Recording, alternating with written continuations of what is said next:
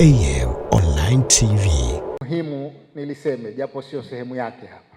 Hivi karibuni kumekuwa kuna mijadala sana kuhusu kuongeza kipindi cha uongozi. Na sijui sababu yake ni nini. Kwa sababu ndio kwanza tunaanza miezi 6 tu toka tumemaliza uchaguzi.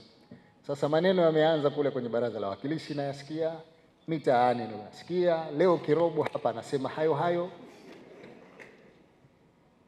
Sisi tumeapa kuilinda katiba ya nchi. Kwa hivyo hatutoweza kufanya vinginevyo, lazima tuilinde katiba ya nchi. Lakini huu wasiwasi unatokana na nini? Mbona tuna miaka 4.5 mizuri tu ya kufanya kazi.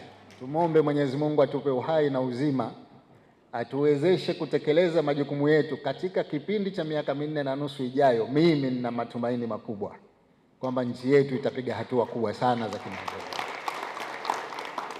Baada ya hapo tutapokezana vijiti, na sina shaka kwamba hapa tulipoanzia mbele ya safari tutaendeleza zaidi ili nchi yetu ipate maendeleo ambayo kila mmoja wetu anayatarajia.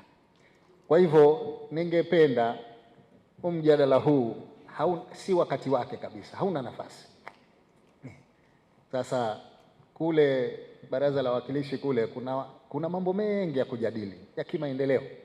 Ni vyema tukajadili hayo, tuache jambo hili ambalo kwa kweli halina tija.